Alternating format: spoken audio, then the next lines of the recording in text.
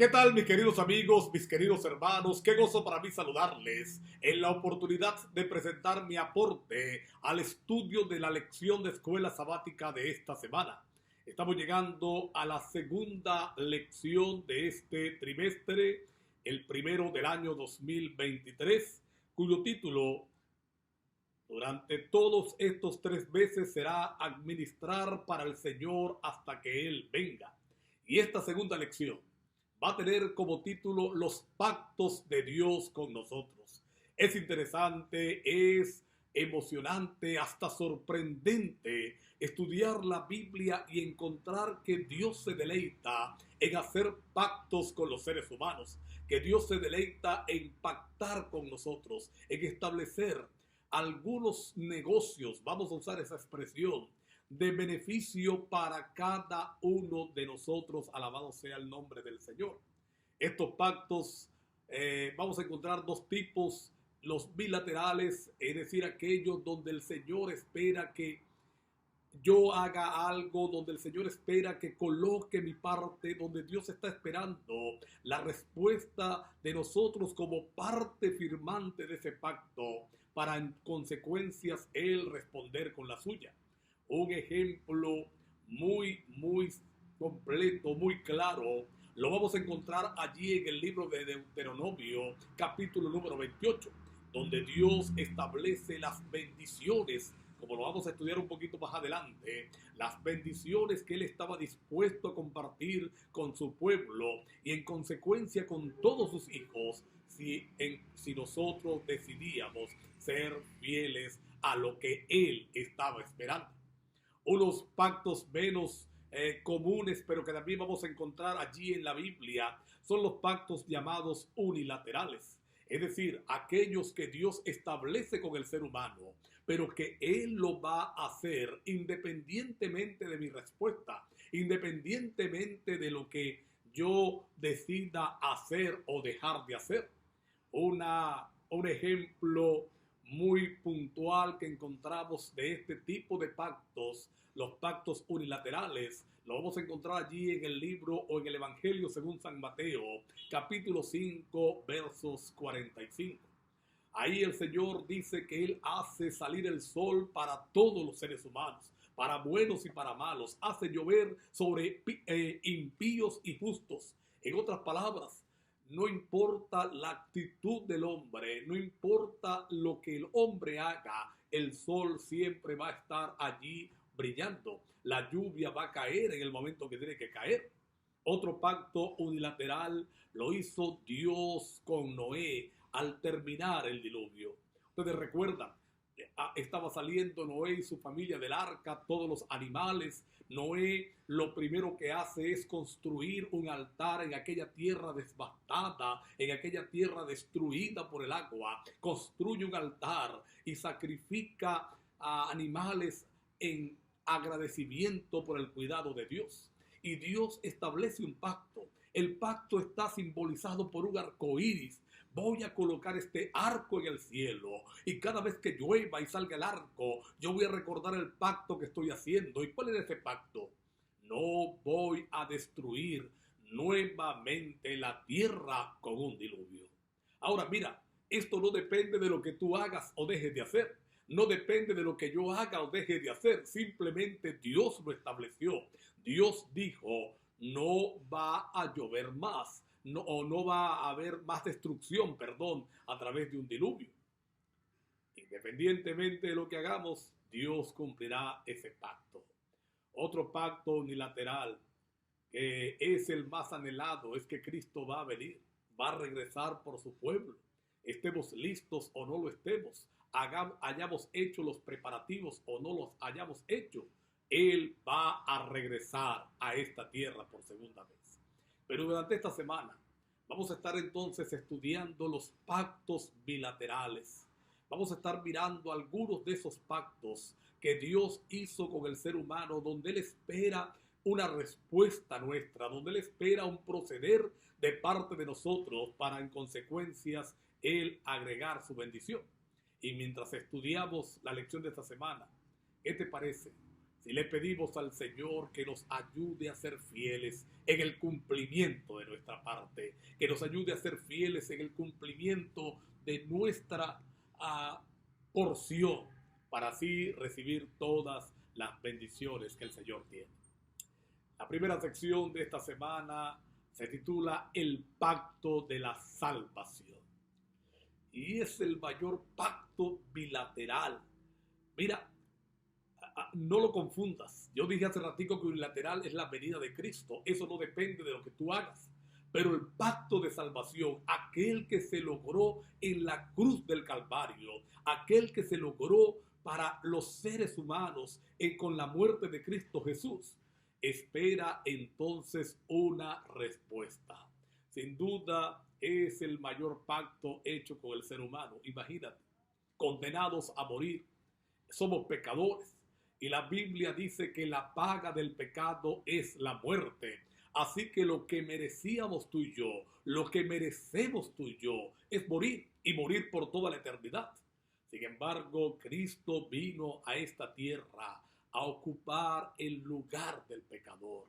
Muere allí en la cruz del Calvario para abrir la oportunidad de la salvación. Ahora, si Cristo muere en la cruz del Calvario por todos los seres humanos, si Cristo muere en la cruz del Calvario por todos los pecadores, desde Adán hasta el último hombre que nazca en esta tierra, entonces, ¿por qué no todos se salvan? Es una pregunta interesante. Es porque es un pacto bilateral. La salvación está disponible, pero Dios está esperando que nosotros escojamos servir al Señor, escojamos abrirle al Señor. Saben que en estos tiempos está circulando por allí una teoría muy popular, pareciera ser agradable, conocida como el universalismo, que no es otra cosa que un pregón de que todos los seres humanos al fin se van a salvar, que no importa lo que hagamos, al fin el amor de Dios será más fuerte y entonces todos procederemos a salvación. Pero esto no es lo que enseña la palabra de Dios. Allí en el Sermón del Monte, en Mateo capítulo 7, versos 13 y 14, Dios lanzó un desafío. Dios lanzó un desafío a los que le estaban escuchando.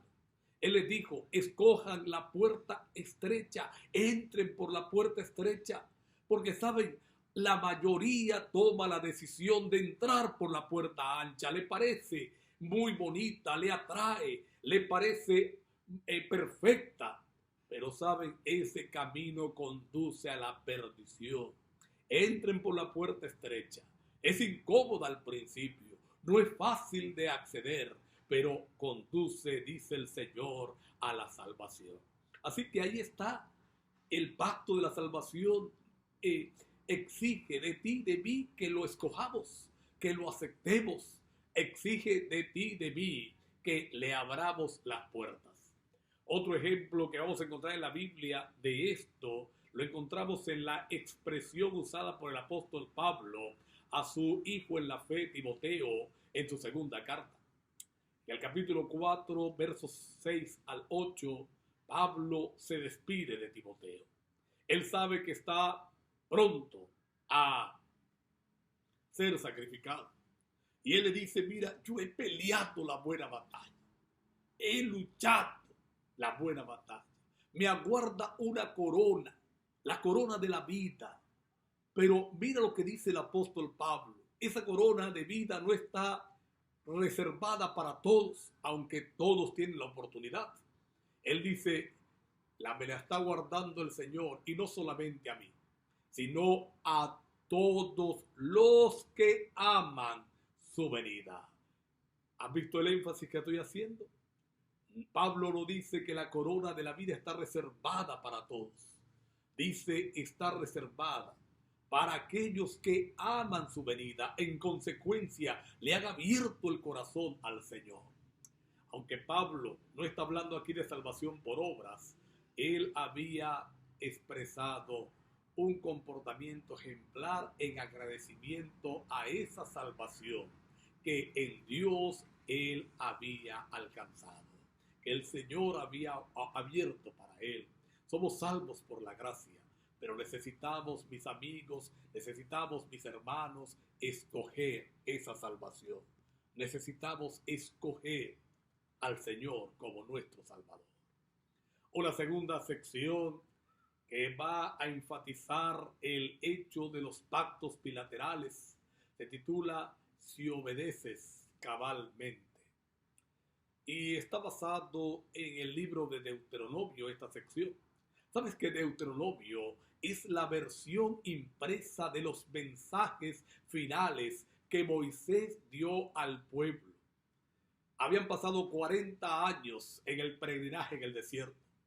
La mayoría de los que habían cruzado el Mar Rojo, de la mayoría de los que habían sido sacados de la esclavitud, ya estaban muertos. Una nueva generación se prestaba entonces para conquistar la tierra de Canaán.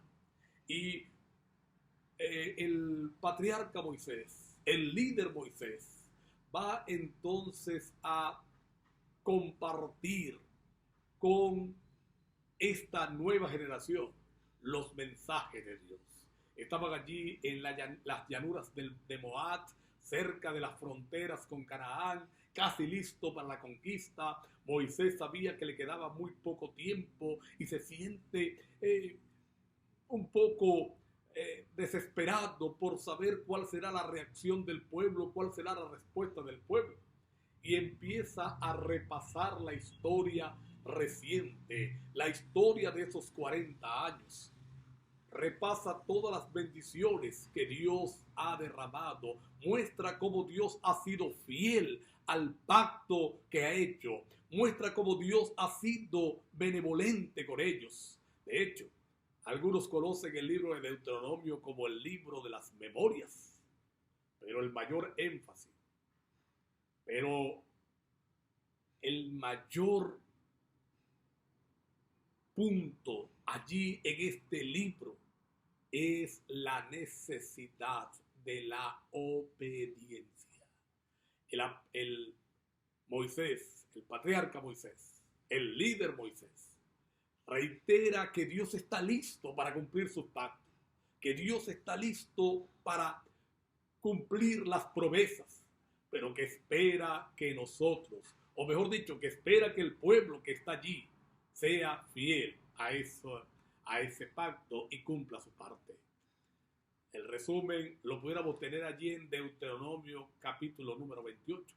Dios tiene en mente bendiciones maravillosas para los hijos de Israel.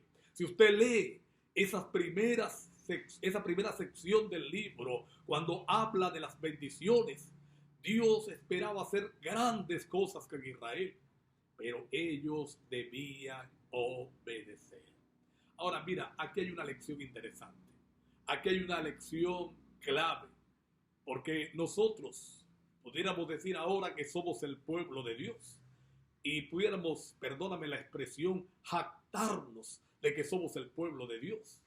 Pero aunque somos el pueblo de Dios, está lo que se conoce como el libre albedrío. Israel era el pueblo de Dios. Los hebreos eran la nación escogida. Era la nación que había recibido grandes promesas. Pero esas promesas eran condicionales. Esas promesas necesitaban la respuesta del pueblo. Hoy, las promesas que Dios ha hecho para este pueblo necesita también de nuestra disposición a obedecer. Si oyeres cabalmente mi voz, dice Dios, si pusieras en práctica mis enseñanzas. ¿Sabes que a veces nosotros somos terribles? Oramos pidiéndole al Señor su bendición. Queremos que Dios sea con nosotros. Queremos que el Señor nos otorgue las promesas, pero olvidamos que son condicionales. Olvidamos que necesitamos cumplir nuestra parte. Señor, danos salud. Y estamos comiendo lo que no debemos comer, haciendo lo que no tenemos que hacer. Señor, cuídanos en la carretera y vamos a una velocidad que desborda lo común. Si oyeres atentamente mi voz Y sabes, lo que el Señor pide no es difícil. Allí mismo Moisés lo dice en Deuteronomio capítulo 30, versos del 11 al 14. Lo que Dios pide no es difícil. ¿Sabes por qué? Porque Él estará contigo, estará conmigo, está con todo el que quiera obedecer, dándole poder.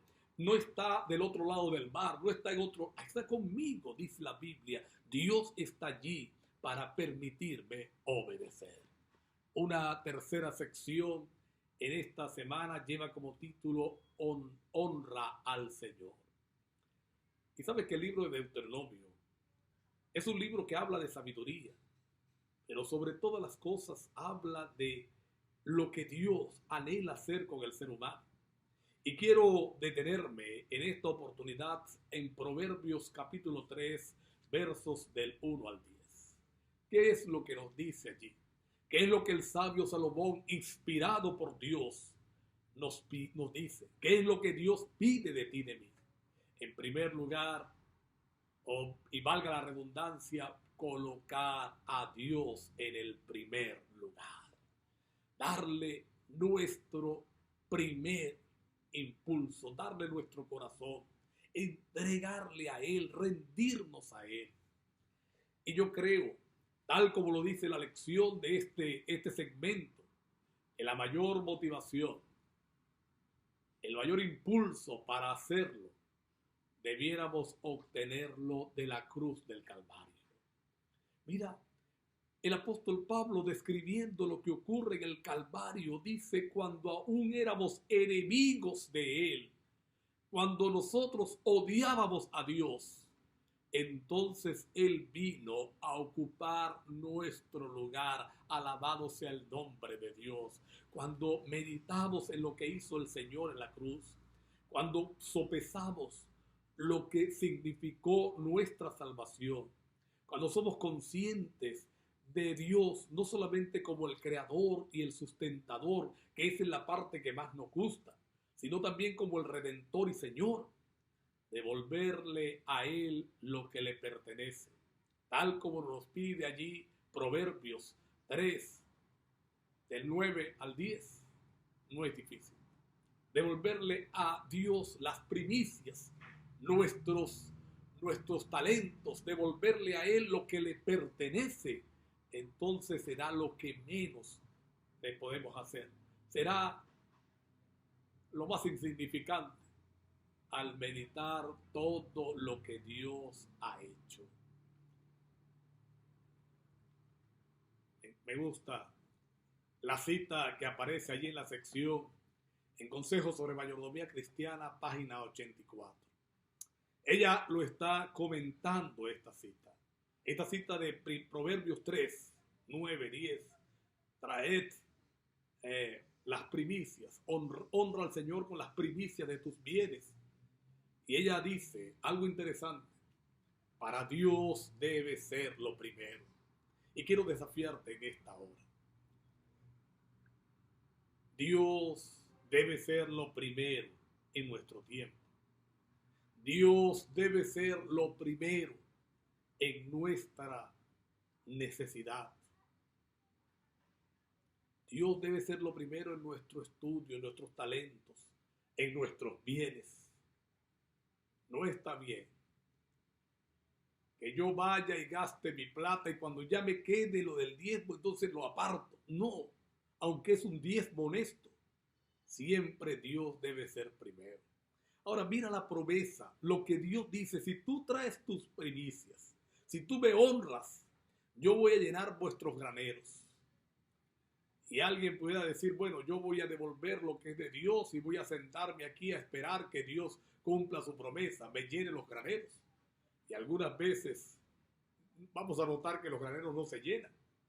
Pero es que el Señor nos está diciendo que Él va a hacerlo sin ninguna otra acción. La Biblia está llena de principios de administración. Cuando colocamos a Dios primero, entonces Dios bendice el producto de nuestro trabajo. Dios permite ayudarnos en nuestras necesidades y siempre nos va a sostener, siempre va a estar allí. Puede que el granero no esté lleno, puede que no veamos rebosar el granero, pero no faltará. porque esa es la promesa de Dios para los que son fieles. Esa es la promesa del Señor para los que deciden caminar con Él. Una sección siguiente es el contrato del diezmo. Y sabes que hay una estrecha conexión entre devolver el diezmo y nuestra relación con Dios. Y yo creo que esto ocurre porque el dinero es la parte más neurálgica que tiene un ser humano. Cuando nos tocan el bolsillo, pues nosotros saltamos. No es fácil. Pero cuando hemos encontrado lo que Dios hace en nuestra vida, entonces sentimos un placer extraordinario en devolver lo que a Él le pertenece. Yo siempre lo he dicho, disfruto devolver lo que es de Dios, porque he experimentado en mi experiencia personal, valga la redundancia, he experimentado en mi vida lo que significa que Dios es fiel. ¿Saben que cuando los israelitas eran fieles y devolvían sus diezmos, prosperaban? Pero cuando no eran fieles, cuando estaban en infidelidad, entonces retenían los diezmos y el pueblo sufría de la maldición. Y fue durante un periodo de infidelidad donde se levanta el profeta Malaquías y trae un nuevo contrato bilateral. Trae un nuevo contrato bilateral para firmarlo con los seres humanos. Fue en un periodo de esto de maldición cuando Malaquías se levanta para firmar un nuevo contrato de infidelidad, o de bilateral, perdón, de fidelidad de Dios. Malaquías capítulo 3, versos 7 al 11. Mira cómo comienza. Dios le dice a los israelitas, vuélvanse a mí, y si ustedes se vuelven a mí, yo les prometo que yo me voy a volver a vosotros. Dios siempre está esperando por mí. Dios siempre está esperando que yo me coloque en sus manos para entonces Él cumplir su parte, para venir a tomarme, para venir a cubrirme, para venir a estar conmigo, a darme la victoria. Si ustedes se vuelven a mí, yo me vuelvo a vosotros. Y cuando el pueblo pide explicación de cómo se vuelven a Dios, entonces Dios trae el problema neurálgico, el problema puntual de la maldición. Dejen de robarme, dice Dios. Oh, te estamos robando. ¿En qué te estamos robando? Y la respuesta del Señor entonces es: vosotros me estáis robando en vuestros diezmos y en vuestras ofrendas. Malditos sois con maldición. Así que lo que esbarata la maldición, lo que echa por tierra la maldición, es ser fiel. Es devolverle al Señor lo que a Él le pertenece. Es devolverle al Señor lo que a Él le pertenece. Una de las historias más especiales que encontramos en la Biblia con respecto a la prosperidad cuando somos fieles, la vamos a encontrar en el reinado del buen rey Ezequías. Fue un periodo de gran renovación para el Señor, para el pueblo de Israel. Fueron fieles. Y la descripción bíblica allí en el libro segundo de Crónicas es que el pueblo trajo en abundancia, devolvió las primicias de todas sus cosechas y trajo el diezmo de todos sus productos. Hay alimento en mi casa, dice el Señor, y yo prometo hacer algo. Oye lo que promete el Señor. Él promete abrir las ventanas de los cielos y va a derramar bendiciones sobre cada uno de nosotros hasta que estas bendiciones sobreabunden. Y siempre me he hecho una pregunta y siempre hago una pregunta. ¿Qué es sobreabundar? Es algo más que abundar. Ya abundar es suficiente, ¿sí o no? Cuando algo es abundante es porque hay más de lo que se necesita. Ahora imagínate lo que dice Dios. Voy a sobreabundar en bendiciones. Bendito sea el Señor.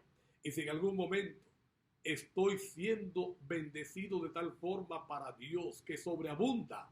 No es para mi propia complacencia, no es para usarlo para mí, no es para usarlo a mi servicio, no. Es para usarlo en beneficio de los demás, es para usarlo en la edificación del reino, es para ayudar en el crecimiento de su iglesia en esta tierra. Una última sección de esta semana se titula Busquen primero. Allí la base bíblica para esta sección, Mateo capítulo 6, versos 25 al 33. El Señor estaba hablándole a una multitud que se le había acercado a escuchar.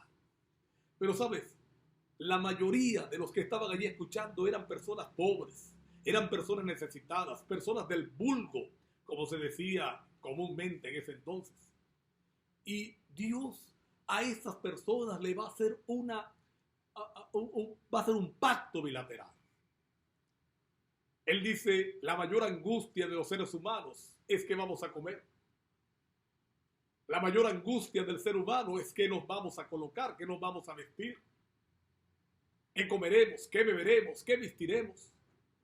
Y Dios dice, mira, Dios sabe que ustedes tienen necesidad de esas cosas. Y pone ejemplos extraordinarios, las aves de los cielos, los lirios del valle. Y entonces dice, busquen primeramente el reino de Dios y su justicia. Y Dios, en respuesta a esa búsqueda, en respuesta a esa entrega, Él va a agregar, añadir todo lo demás. Buscar primeramente el reino de Dios y justicia, que todo lo demás será agregado por Dios. Será agregado allí. Mira qué interesante. Dios tiene grandes bendiciones. ¿Sabes? Hay citas en esta sección que nos habla de lo que Dios está esperando. Isaías 26:3. Primera de Juan 1:9. Si alguno tiene pecado y va al Señor, se arrepiente, entonces Dios le va a perdonar. Segundo de Crónicas 7:14. Si se humillare mi pueblo y se entregaran a mí, yo voy a derramar bendiciones extraordinarias.